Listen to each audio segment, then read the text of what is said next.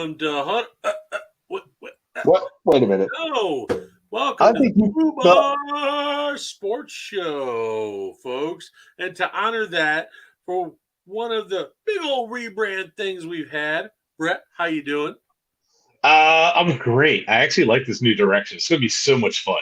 I'm ready for it. Same douchey guys, same channel, but same beautiful beard.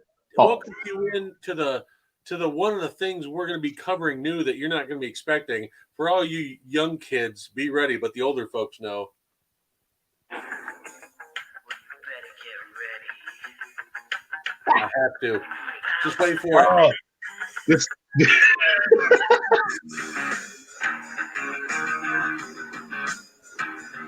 And if you're not down with that, I got two words for you. Oh, shit. We're covering wrestling. We're covering the NFL. We're covering NBA. So we're giving a whole spectrum of what we want to cover because Bret and I, when we're off camera, we're talking about wrestling. Like AEW, WWE. A lot of wrestling. Yeah, we both grew up with it. The network has a wrestling channel already. Alex is a big wrestling guy. And please make sure you check out that wrestling show because it's fun. Please. It's a blast. It is a blast. Bobby's a big wrestling guy, which Bobby's on the mic with us, our producer / God. It's just the fact that we're also 76ers fans. So, yeah, we might homer and beat a little bit, get off our backs already. But I just want to say we do cover the NBA and now. So everything's on the table. So now there's not just, okay, the NFL, let's go through this list now. And it's like the dead space. Now there's everything for everyone. You got big things like Money in the Bank coming up for wrestling. You got NBA agency special coming up at 6 p.m. Eastern time earlier today. So we got a ton of stuff to cover that. But first, I do want to sit there and say, Bobby Melendez, thank you for letting us rebrand and giving you a better product to work with.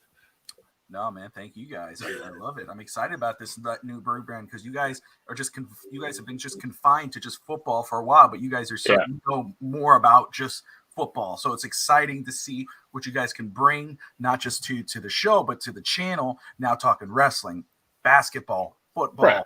It's just everything's on the table now. So it's very exciting. I can't wait to see what's going to come up from this.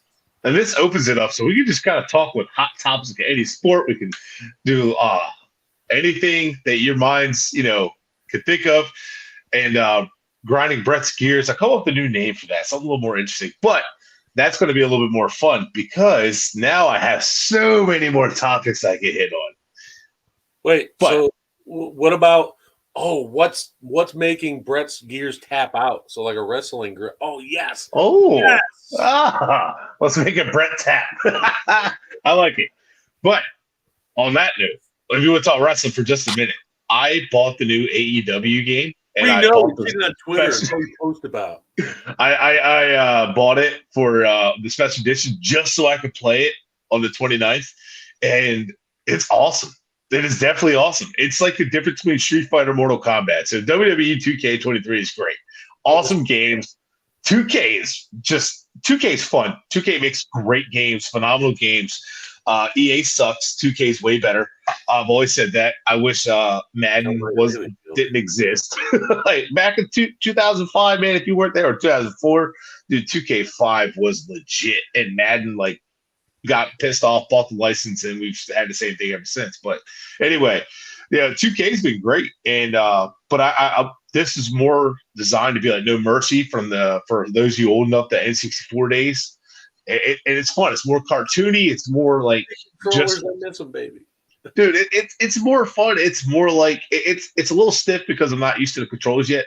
But like the design of the characters isn't as fun, isn't as in depth. But I just turned WWE on for one of the characters like that. But with this one, it's like it's fun, and you can actually customize your entrance more, which is cool. And it's to me, it's just like it's pure fun, and I like the fact that we have both. I just wish the roster was bigger. But one more thing on wrestling.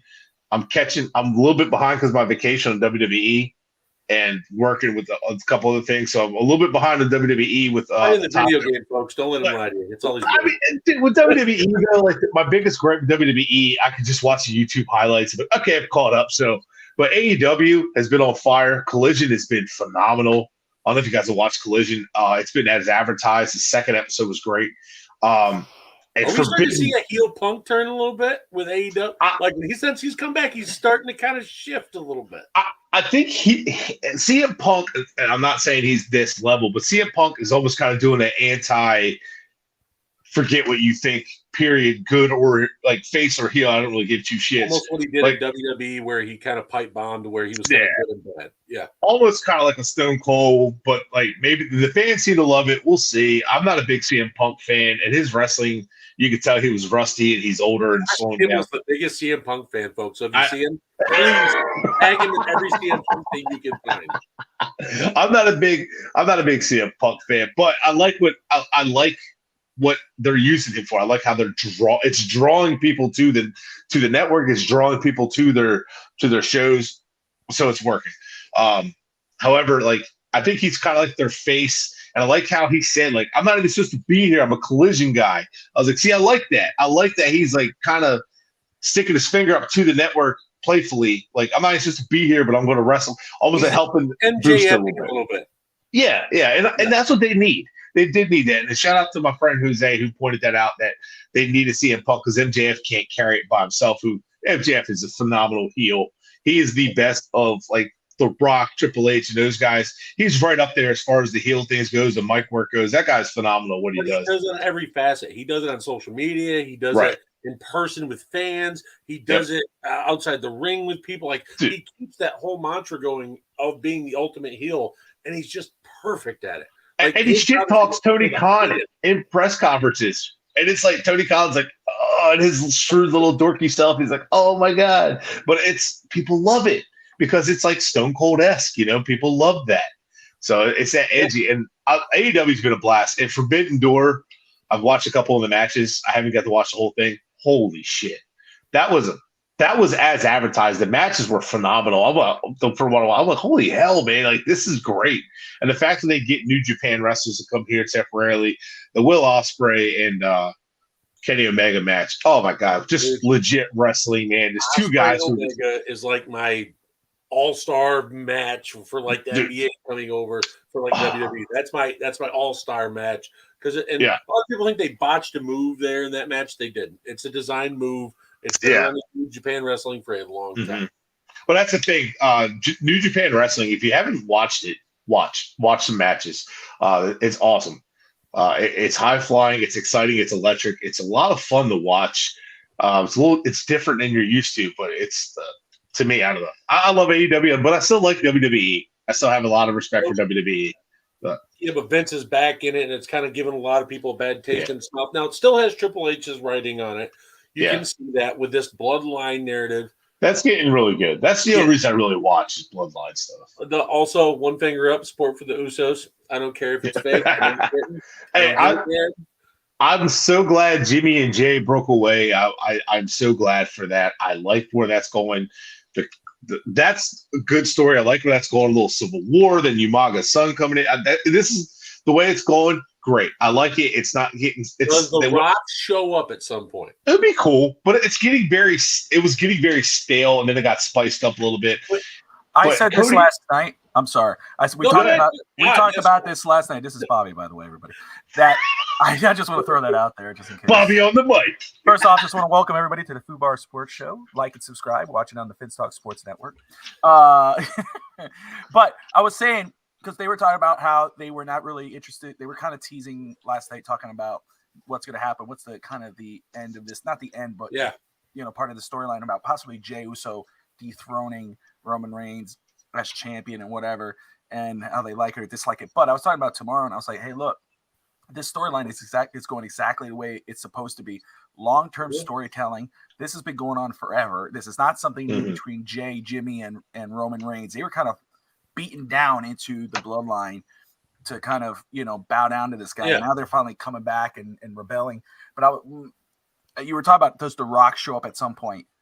I'm really expecting the Usos' father to show up. I'm expecting Rikishi to pop in, because you're thinking about Solo, you're thinking about Jey and Jimmy, and he kind of hinted on Twitter or social media, I think it was Instagram. I saw that. Yeah, where he kind of said, maybe I have to step in here. So I said, I think like if tomorrow Roman Reigns and Solo beat the Usos, that I could see them kind of like beating the hell out of Jimmy and let Jay watch, and that kind of sets up maybe I don't know, was it SummerSlam, Jay versus Roman again or something like that? Yeah, I could see that. I could see Rikishi stepping up. I can't see The Rock yet, but I could see Rikishi coming in there. Well, I'll tell you, it feels like it's set up because of the Uso brothers. I think Jay's the more popular one. Jay's the one pushing to be. They're pushing him to be like the guy. And when they said they kind of hinted at this, if you really paid attention, that he was supposed to be the next lead of after Roman Reigns, right?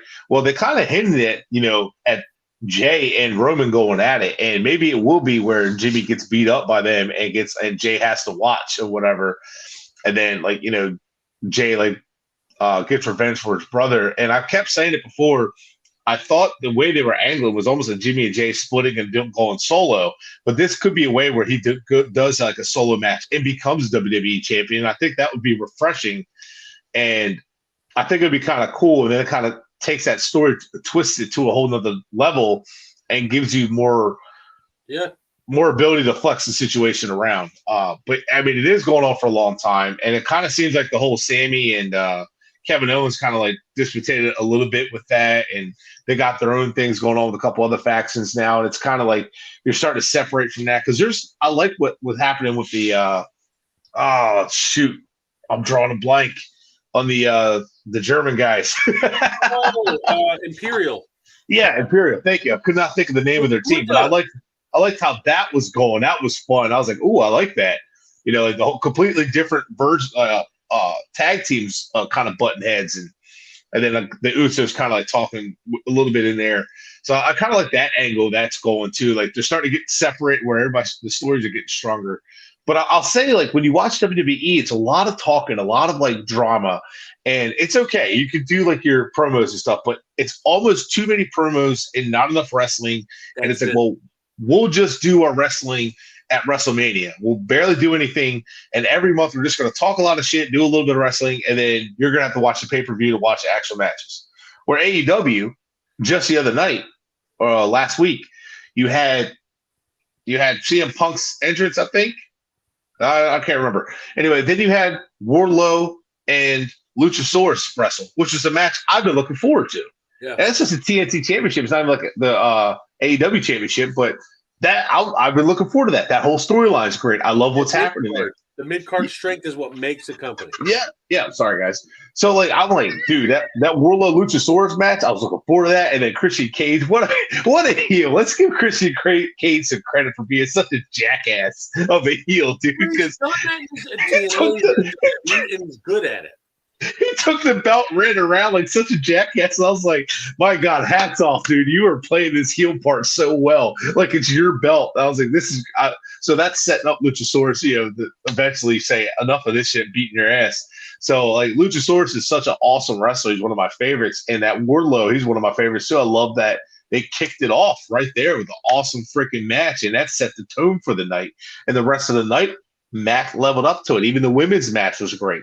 And my heartthrob Sky Blue, that match is awesome. So I'm like, if WWE can slow down the theatrics and do a little bit more wrestling, they would be better off. But I think AEW and WWE could learn from each other because I think AEW could benefit from just a little bit more stories. Just not a lot, just a little bit more. Well, think about it. When WCW was in his infant stage and they got all those ex-WWF wrestlers, when they were infant, they didn't have the big storyline. It was a lot of action right away. So that's what kept people involved. And you got the mystery guy showing up, like Scott Hall showing up in the denim tuxedo, just randomly showing up at matches, eating popcorn with fans, hitting other wrestlers when they don't. The story was the NWO was taking over and beating everybody up. That was the story. And then he had some matches in between. Action at the same time. It wasn't just story. It was, and then they got the ECW guys. Eddie Guerrero, Dean Malenko, all those guys started coming up from ECW, but they were putting on phenomenal matches. Now, they weren't given chances like Chris Jericho's. These guys were freaking great wrestlers, and they were putting on some phenomenal matches, but they weren't getting the spotlight they deserved. And those guys, so they brought the viewers. The viewers wanted to see those guys perform. Yeah. And so in between the big matches, you had the mid-card, like you just said. But here, Eddie Guerrero, Dean Malenko just putting on a phenomenal match that was better than the main event. So, again, That's why AEW, their mid card right now is better than WWE's, and WWE is really struggling outside of their main stories. And the Cody and Brock Lesnar story is just not doing it. That's just how they're using Cody, and Cody came back. This is not why Cody came back. Cody wanted a title run. He wanted a title shot, and it's just. Although, I'm hoping, fingers crossed, Cody and Seth Rollins have a little bit of realistic, not distaste. They have a rivalry. He beat him with his torn pec 3 times in a row. He beat Seth. So they have a rivalry, and I would love to see that match, main event. I want to see Seth Rollins get a main event in pay-per-view or WrestleMania because Seth Rollins deserves it at this point. And I would love to see Seth Rollins and Cody at some point. Doesn't have to be WrestleMania, but at some point, maybe SummerSlam. Just, I don't know, just something. I think it feels like you could lead up to that. It could be a freaking awesome match. And you would feel it'd be like the Rock and John Cena, who legit had a little bit of a rivalry at first, legit like not hated each other, but kind of had a disdain for each other. But this is my thing. They have that connection. Dom is connected to Finn Balor in that to Seth Rollins. Finn Balor's facing Seth. So you could have Cody come in and help beat down Dom and accidentally hit Finn. The ref sees it, matches off, and next thing you know, Seth gets pissed off at Cody. There you go. And you have a 3-way match, adding Cody in with Balor or something in the next match with Seth Rollins as well. It's just that's all tied together. Let me jump in very quick, because one thing we got to remember about WWE compared to AEW, WWE is real wrestling entertainment. It's about entertainment. It's more of like a movie. It's long. And again, with Cody Rhodes, the same thing. We talked about it last night. It's long-term storytelling. Yeah. He wasn't going to come in, after leaving and doing all this, what he did out there, come in and just beat Roman Reigns, who was just on the top of the WWE for so long after, maybe creating the best storyline in WWE in a long time. He came to Royal Rumble and win at WrestleMania. It's a long-term story. He lost, now he has to go through Brock Lesnar. Now he's going to go against Dominic, and then basically come back around and in the end winning it, if that's where they're going, and maybe it's a longer-term payoff. But I have no issue with Cody Rhodes losing, and I have no issue with Cody Rhodes I think Cody Rhodes wanted the feud with Brock Lesnar. I know a lot of people hate it, but I think he really wanted it. And they've put up some for the people who are not really tuning in, and I know it came out of nowhere, but it's kind of like how AEW is. A lot of these feuds are out of nowhere. When I watch AEW, it's not long-term storytelling or storytelling. It's a lot of you turn it on and it's entertaining, and it kind of has that WCW vibe based off what But there's a lot of Blackpool Combat Club. They're pretty much NWO. Yeah, it's just, but a lot of it, if you're watching, that's why like Bret said just about not too long ago, they can learn off each other. But like when I turn on AEW, there's a lot of unnecessary shit. The moves, some of like the some of it's just like, dude, it's just like, they just want to show why they're not WWE, but at the same time show hey, we're equal. It's like too much of it. Reminds me a lot of TNA back in the day. It's run by some of the same guys. Exactly. Like Jeff Jarrett, who can just go away. Get away from wrestling, please. Exactly. But it's like that. Remember, people have to remember that did not work. Like you could be the different, like what you're bringing out, what you're talking about, Brett.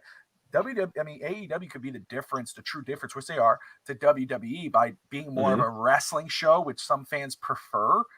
But at the same time, they need that storytelling to go above and beyond. Where WWE, the mid card is basically, they kind of do these little silly segments, which is obviously Vince McMahon-esque, compared to Triple H. But the long-term storytelling of Cody Rhodes, the Usos, Roman Reigns, Seth Rollins, he's kind of doing, but the Judgment Day, that's winning right now. I think WWE is doing pretty damn good. It's the little stuff they're falling short of. No, they are. So you make good points.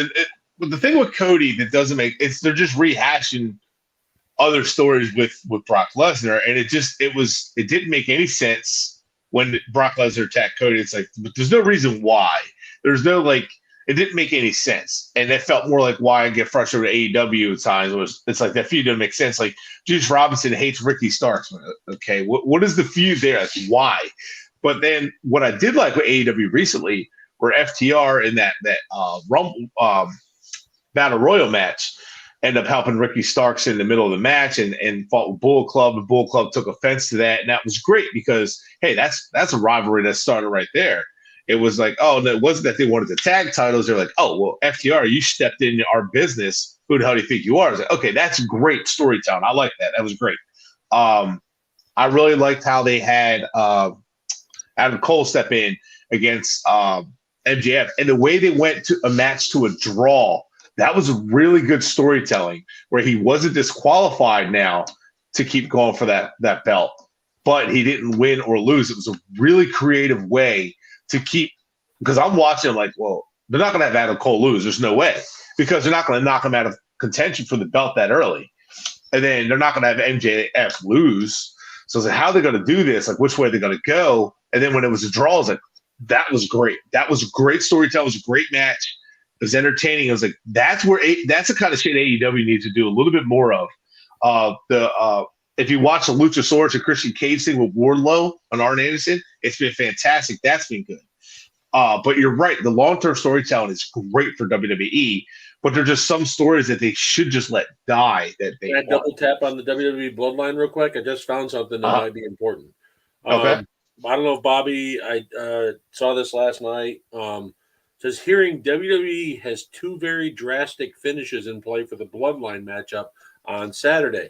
Creative ideas, aka Vince versus Triple H, seem split on the decision. In conjunction, I'm told the Usos and Solo were a part of a run-through session this past Friday at a closed location to go over things and sort things out. So that doesn't bode well with me, because if Vince is trying to get in on this Bloodline story, which Triple H is built from ground up, it is going to piss me the hell off for something stupid. I would just say it really depends on what happens tomorrow. I mean, if it's some kind of, obvious. Well, did you see the tweet? Is that why you have that? Okay. Yeah. Sorry, I just saw your chat. Sorry. But very quick. It really just I derailed us, my bad, guys. Yeah. Again, if Roman and Solo win, and I'm just about letting the story play out, but if Solo and Roman Reigns win and nothing happens and that closes the show, or that gets to the next match and nothing follows that, no continuation, it just them standing over, that's shit. Yeah, if Jay and Jimmy win and celebrate, okay, that's awesome. Oh crap, what's gonna happen now? But if Roman and Solo win, something has to happen to follow that. What's the follow through? The beat up, the somebody coming in to stop them from fighting. Is it Rikishi, the Solo thumb his dad? That would be the follow through. That would be like, oh, okay, this is cool. It's just It really just depends on how it finishes tomorrow. And real quick, because we got to jump into the NBA talk. There's a lot going on. It's a season. Glad we actually got into wrestling talk because of Money in the Bank coming up tomorrow. Free agency. Just real quick though, like if I like the fact that it's coming down to the wire. I like that because a lot of people who don't know the original Hogan Andre the Giant match, Andre was going to call it in the ring, and Hogan had no idea that Andre was going to say that was going to give him the belt in the ring. That's true. Andre had told him slam, and Hogan's like, oh shit. And Hogan had hurt his back too because he wasn't really prepared for that. Yes. Yeah, and but he finished the match and won, and of course Andre had that Andre was really smart. He used that 3 count that actually happened that Hogan was supposed to kick out of, but he couldn't. They used that to create a rematch. It was Andre was very intelligent, way ahead of his time, I think, for this stuff. But Hogan won it. Hogan was like, he didn't have to do that. So and that led to one of the greatest matches in WWE history. And I think that's kind of cool because no one really knows, and it kind of leads them in the ring where it's like, what are we going to do? So it kind of leads up to a good match usually. So, but let's jump into the NBA because there's a lot going on in the NBA. Like Dennis Schrader going to the Toronto Raptors that just got announced. Oh, see, I was getting ready to talk. Fred VanVleet went to actually, where did he go? So Schrader. Houston. So Uja Murray is the guy that replacing Fred VanVleet in Toronto. That attracted Dennis Schrader to go there. So now Schrader is out in LA. That's replaced by all the players they just added to the Lakers in free Right, yeah. agency. Guys like Gabe Vincent, bringing back Hachimura. That's basically Schrader saying the door's that way. See you later. The LeBron James effect. Everybody wants to play with them or stay there with them, kind of thing. Well, Schrader didn't sign for big. It was 2 years, $26 million, so he did $13 million a year. Now remember, folks, these numbers may seem inflated, but it's the NBA. You have a starting five instead of starting 22 for the NFL. So these numbers are inflated compared to what they should be. These guys that are like I wouldn't consider stars are signing $100 million deals for 3 years. I mean, okay, different NBA than I'm used to. But it says right here, Schrader signed with the Raptors. Fred VanVleet, as you just said, went to the Rockets. But it was everyone was predicting about 30 to 32 million a year. He went for 3 years, 130 million. That's 40 millish a year for a guard who was very unhealthy last year. I like VanVleet when Kawhi Leonard was there getting all the heat and he was getting open looks, and he's a good player. He's a good player. He's a good piece to have. I don't know he's $130 million worth of good, but the NBA is moving like the NFL as far as like contracts go, and they're all kind of headed towards the baseball way, it seems. And right here, Cam Reddish signs with the Lakers. Another solid role player, a good depth bench player. It just adds with it. I mean, the Spurs kind of gained someone here. I kind of expected to go with another team as more of a depth player, but Julian Champagny re-signs with the Spurs. So he stays with them instead of going somewhere else. So Pop gets another talent back. I said earlier, Hachimura re-signs with the Lakers. Kevin Love re-signed with the Heat. I know Bobby's happy about that. Yeah, Bobby did say he'd love to have him back. Oh, yeah, I'm very happy he's back. How about Josh Richardson? How do you feel about that? Love Josh Richardson. I was happy when we drafted him. I hate it when we lost him. I think he goes perfect with the rotation. I'm happy he's back. Oh, shit. I actually forgot the Heat drafted him. Yep. Forgot all about that. Yep, he's a good player. He's a good role player too. And that's the thing. The Heat the Spurs, the Lakers, they always seem to know how to find good rotation. They always seem to build good benches, and that's what the teams that are consistently good year to year, even if they're not the top team, it's the benches that are always good. And I think that's where the Celtics were good and then have struggled is their bench hasn't been as good. Their starting five have been good, and then their bench has struggled. So it's the biggest thing. I'm going to back up Bobby and Alex and say on this, Miami would have had that series a lot closer than what people would have had if Tyler Hero was healthy, because it would have made a much better rotation, the shooting and the speed off the dribble. It makes a difference. So I will agree there. Yeah, I'll say that it's true, but I can't be the only person who thinks that Tyler Hero is a good player, but I feel like he gets a little overrated. Like, I don't think he leaves the Heat and becomes like a star anywhere else. Folks, Bret might disappear. Bobby will have him off the Oh, wait till you hear what this Sixers fan and Dolphins fan thinks about the Sixers. I disagree with that take, but we'll get to it. Herb Jones re-signs with the Pelicans. I was hoping some other team would snag him up. I like Herb Jones. Shake Milton, this one hurts. He was a solid sixth man off the bench for Philly. Had some streaks of inconsistency a little bit, but I always loved Shake when he came in for Philly and was able to turn it up. And whenever Harden or Maxey went on the bench, Shake Milton came in and was drilling threes, hitting the quick jumpers. 2 years, $10 million, really nice deal. Yuta Watanabe signs with the Suns. So Suns get more depth, bench player behind their starting big three. It makes sense. Gabe Vincent, sorry, Bobby, signs with LA. I didn't expect this. I expected Gabe to stay in the Eastern Conference. I didn't expect LA to go swing big and try and land a guard like Vincent, and especially with their needs and re-signing Reeves and Hachimura. It almost feels like they're choosing Gabe Vincent over Reeves, and Reeves might be a free agent. I'm kind of surprised that like the Heat missed out on getting him back. Did they not offer him, or they did offer him? But it was at a lower deal. He said that he viewed himself as a starter. he was more than likely going to be the starter. However, Miami is almost at the second apron. I think the second apron is at about 182 million. The Heat are about at 179. That's why they're trying to do these sign and trades. Gotcha. Gabe Vincent, he wanted, I think, close or about 10 million or more. The Heat offered him about 7, to try to get him to come back, but to have a little, still have a competitive team with him, because he did really well with us, and they actually moved him up. Think about what he was able to do. Same thing with Strus, who's about to get a big deal probably in Cleveland.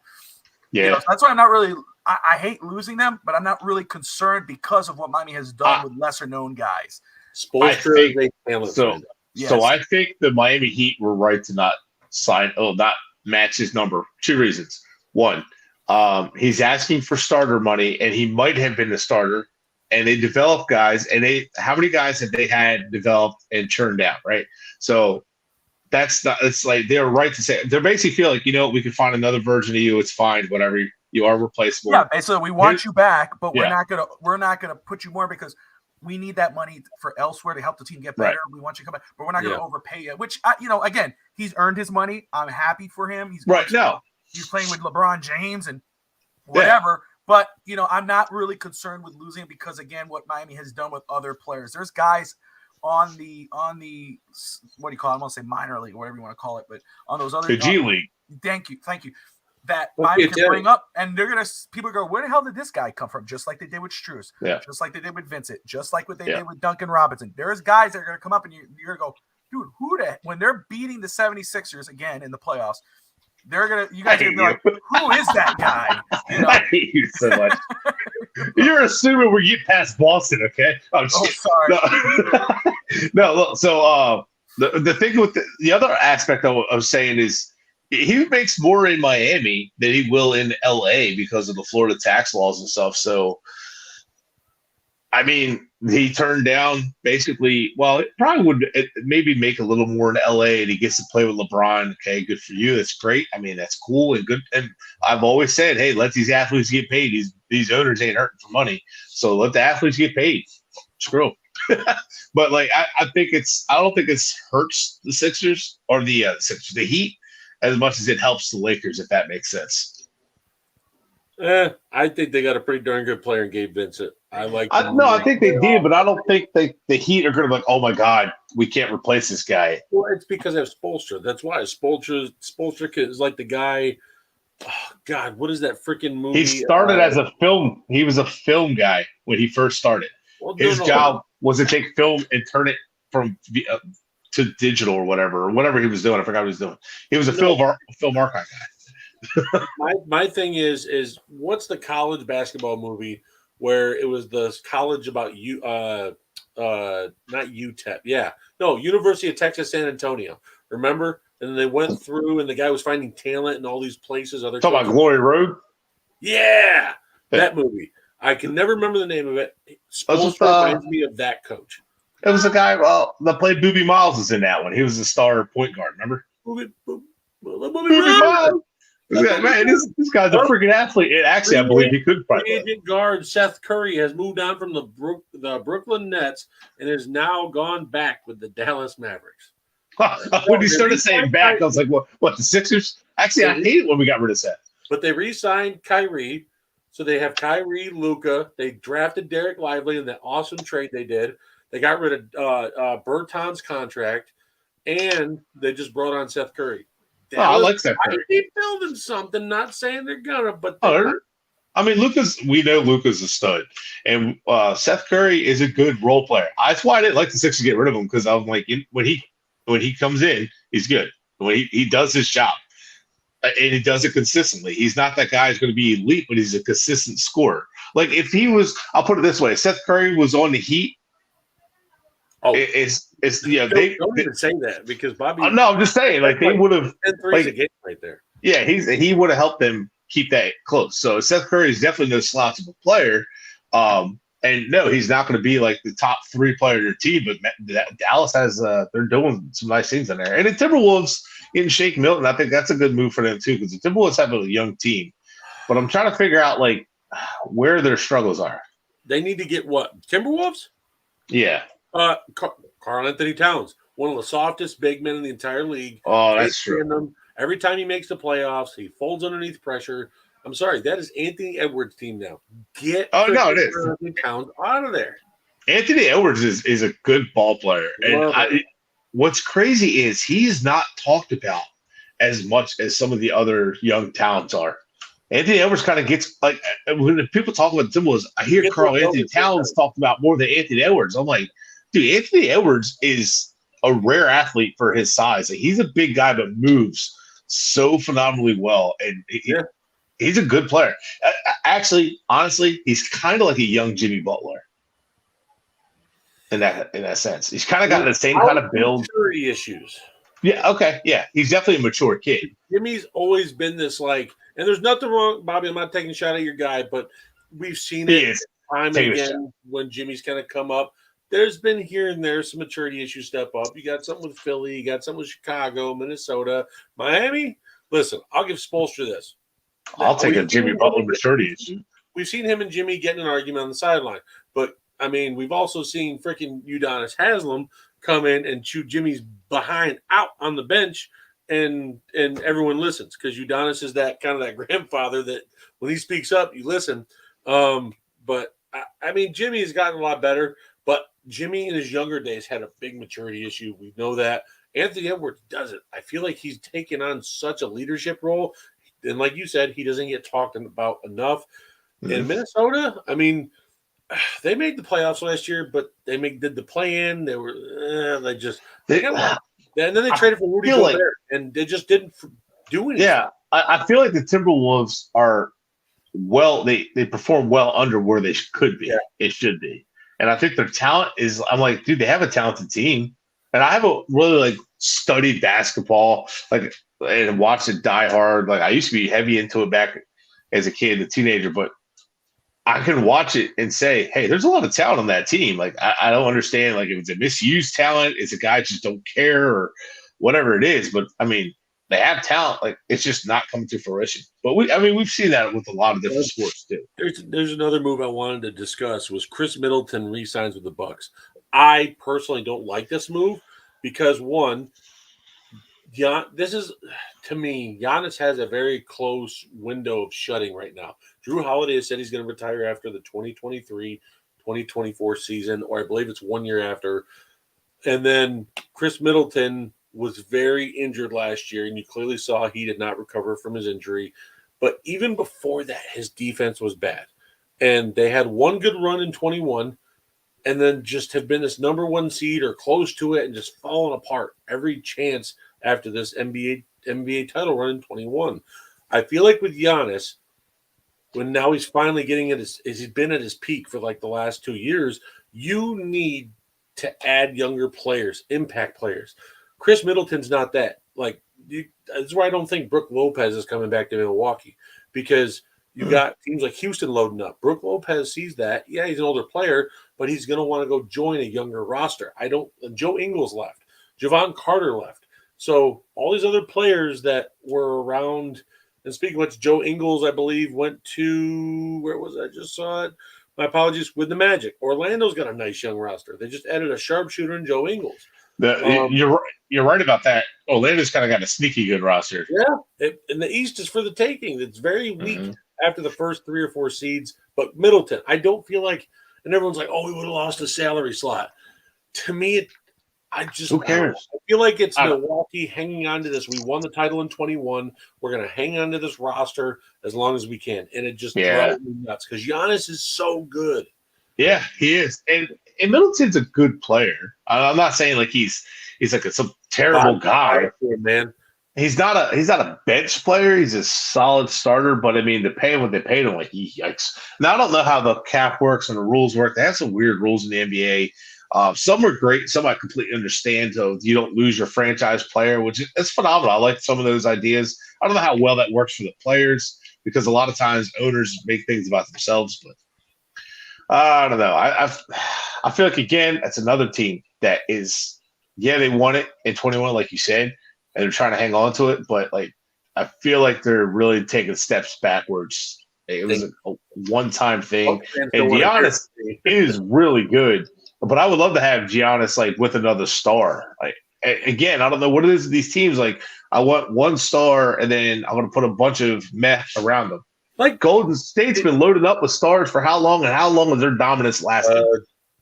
Draymond Green just resigned for another 4 years. Everyone's like, "Oh man, he's going back there, ain't gonna do nothing." I'm like, bro, they won a title before KD got there with these guys. Yeah, like, and then I don't really care with the LeBron needed help and KD needed help. Who cares? I don't care about these comparisons to great players. Right? Just they want to build a winning team. Build it. It's fine. You want to play with good players. I don't care about that. Like, I don't care that if I have a quarterback and he's saying, "Hey, give me some elite receivers, get elite talent." Okay, like, it's okay. I got a question for Bobby real quick on this. So, Bobby, God, are you there? I am. Okay. So now it looks like since the Portland Trail Blazers re-signed Jerami Grant, does Damian Lillard stay in Portland now because it's one of the things he wanted? They have Scoot now drafted with him. Do you think he still has a potential to go to Miami, or is Miami trying to focus on someone else? No, I think Miami is still waiting on Damian Lillard. I think that's why they haven't done much. They bring back Kevin Love. They brought in Josh Richardson, but they're going to probably work out that sign and trade to get maybe a second round pick or a couple second round picks and a trade exception supposedly from the Cavaliers. I think the Spurs are into that deal, that 3-team deal. I think the Heat still believe there's a chance that Lillard may request out. I think the Trailblazers haven't done enough for Damian Lillard to say, I mean, they brought back his friend Grant, who is a good player, but I don't know how him and Scoop Henderson are gonna fit. I don't know how that fits. It says replacement. So how would you feel? I mean, hey, he said it, or reportedly, we hear reports and all this and we don't know what's true, what's what the agent is trying to push out there, or just the media. But supposedly he said, "Hey, look, I don't want to be a part of a rebuild. I don't want a rookie. I want to be able to use this draft pick to go get somebody." And they did it. They got a player. So I still think there's an opportunity that Damian Lillard requests a trade. I believe that by what you're seeing with Miami, that they let Gabe Vincent walk, that they're doing this trade for Strus, supposedly. That Lowry is they're saying that the Heat don't have a point guard. I think they're trying to work out a deal where they're going to have to let go of Lowry. I know they discussed possibly waiving and stretching him, which I hope they don't, which would be like $8 million per year if they cut him. It's kind of it's less of a cap, but you're getting hit every year for $8 million. I would rather trade him. I think the Heat are looking at that because they do believe they could do it. It could get done. So yes, there's still a chance. Me personally, I think, I'm not holding my breath. And I don't really like the waiting thing. They did it with Kevin Durant. I'd rather they just focus on, I think the Heat, they're a better playoff team than they are a regular season team. I think Lillard makes them a better regular season and playoff team with Jimmy and Bam. But I think the Heat are probably better off focusing on getting players. They don't have to be superstars, just better players to help balance out the roster, make a stronger regular season team, and help you make that final push in a playoff run. That's why. So I told Dave earlier today, sports are pretty simple. Team sports are very simple. You score points. And I know it sounds so stupid, but it sounds John Madness. The team that scores the most points wins. But when you break it down to the simplest of terms, if you start looking at, I need defensive players, I need this, start looking at, I need guys who score and score consistently. If you watch some movie Moneyball, it kind of puts that in perspective in a different way. That the catcher who no longer had his arm, they moved him to first base, and he did not give two shits about I don't care about his defense. I want him at bat because I want him hitting because he gets on base. Base runners score runs. Like, you can't score runs unless you have people in scoring position. And and I know the thing that movie leads out is how good their bullpen was, but that it's to the point though. The Red Sox use that same philosophy, and they went on and turned their fortune around. You just score points. You just want to be electric. I mean, look at Peyton Manning and the Colts for decades, for literally 15 plus years. The Colts were a dominant force because they scored points and the defense was good enough. The Chiefs have won 2 Super Bowls. Their defense was good enough, right?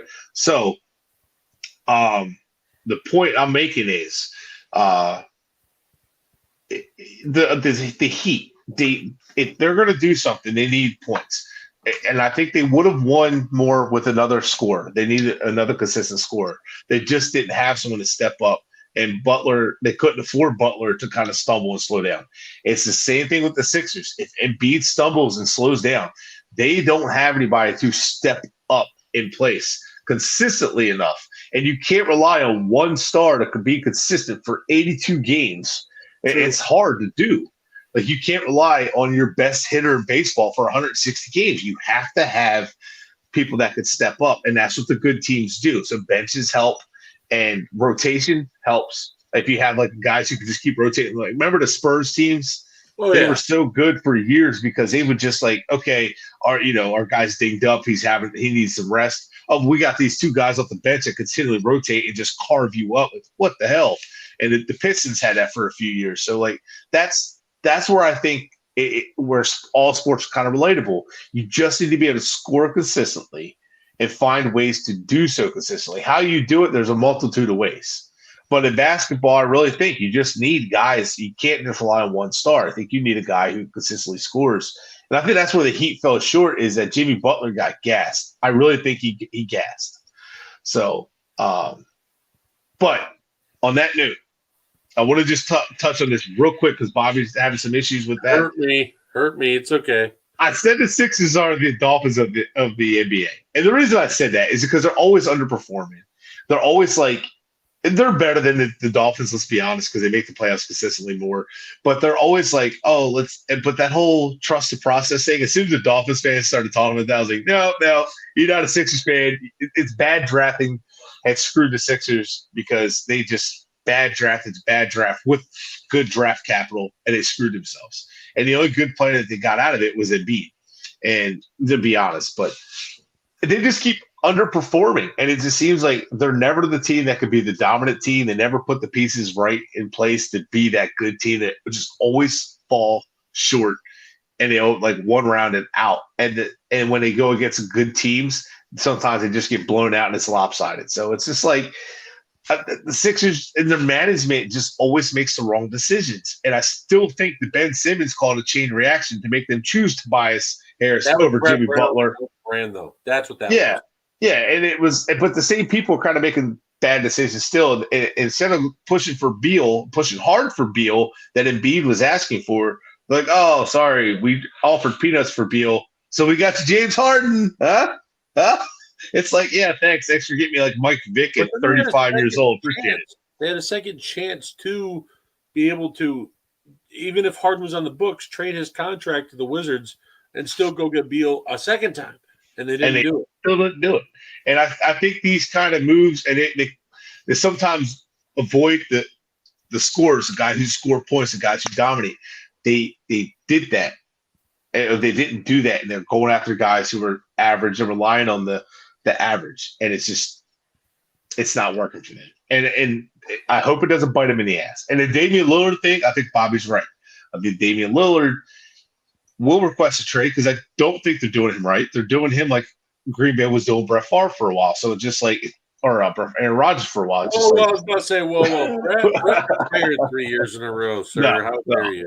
No, it's kind of like Aaron Rodgers, where it's like, thanks, you're really not giving me much help here with weapons. Thanks, appreciate it. So I think it's like they're really not doing themselves any favor. For a good bit, and he didn't do that. Yeah, no, it's true.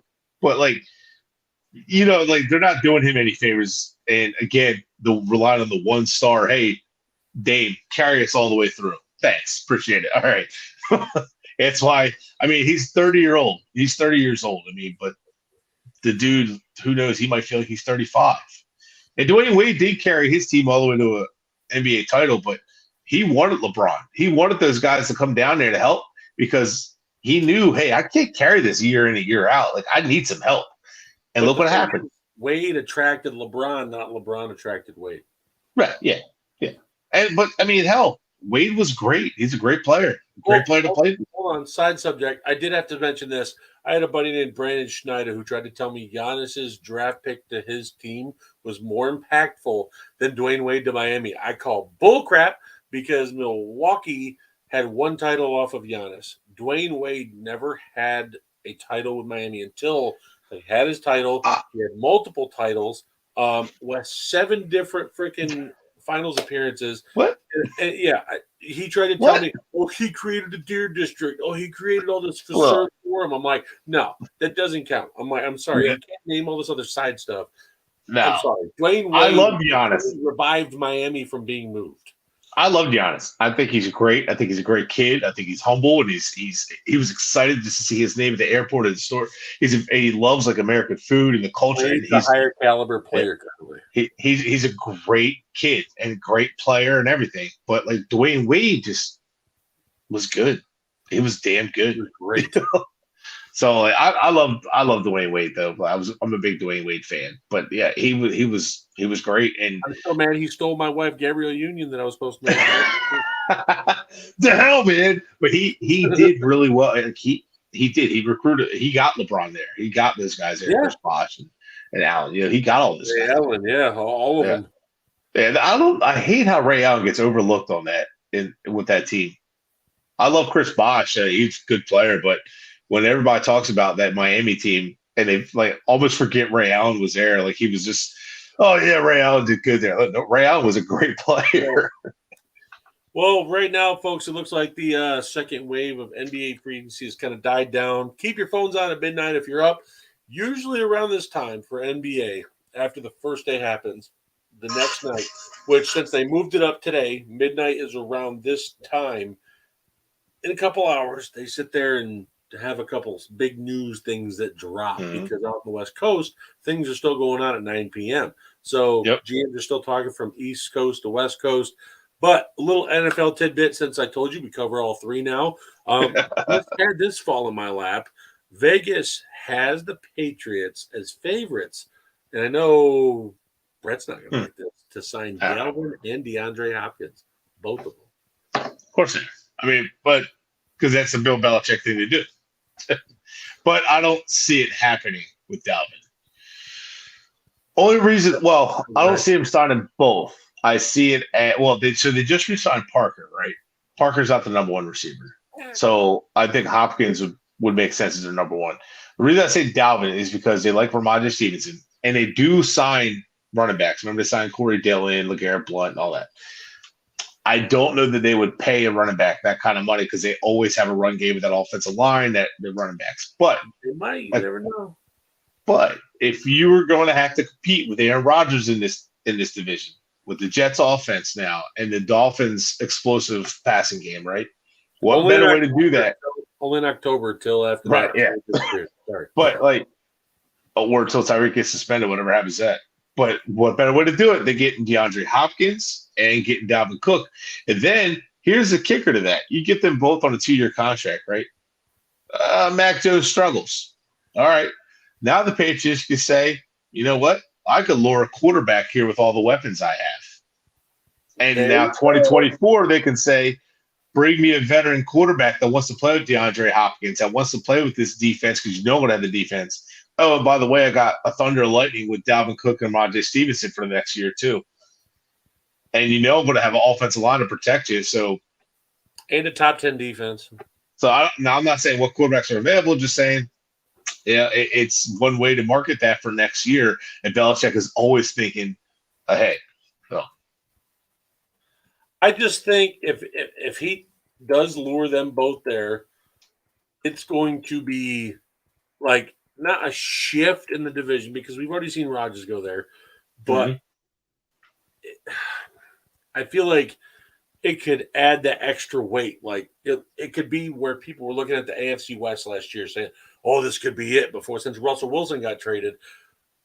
People could look at the AFC East and go, we don't know officially who's going to win this division. We don't know officially who's going to come in the wild card. We don't know who's going to be left out of the playoffs and have a winning record. And that's what people were talking about, the AFC West. And I'm looking right now, listen, I'm not saying he's great. I'm not saying he's amazing. But guess as a free agent next year. Good. Say it. Kirk Cousins. Kirk Cousins goes to New England. Kirk Cousins goes there. He gets DeAndre Hopkins. Dalvin Cook goes play with his old teammate. Just saying. Real quick on that question. No, I don't think so. I mean, yeah, if he goes, then maybe a 1-year deal if he's interested. But Miami kind of fits his criteria, what he was looking for. But I don't think that he's not getting Tyreek Hill is not getting suspended for a year. And if anything, it's like 3 games. DeAndre ain't going to Miami. Yeah. Tyreek Hill, I think I'd say a game or two, honestly, at most 3 to 4.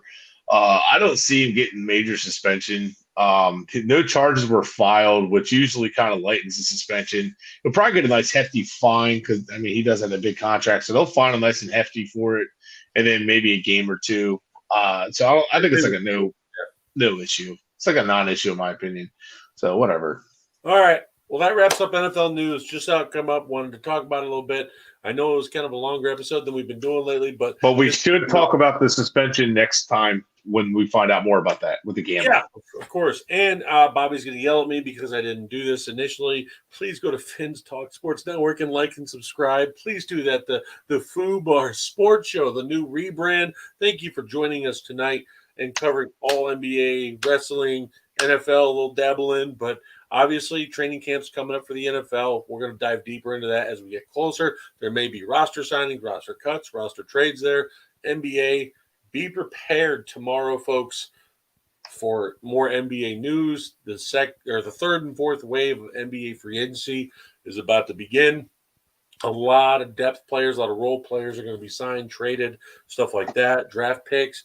So thank you for joining us, and please like and subscribe, like I just said. Bret, have a good night.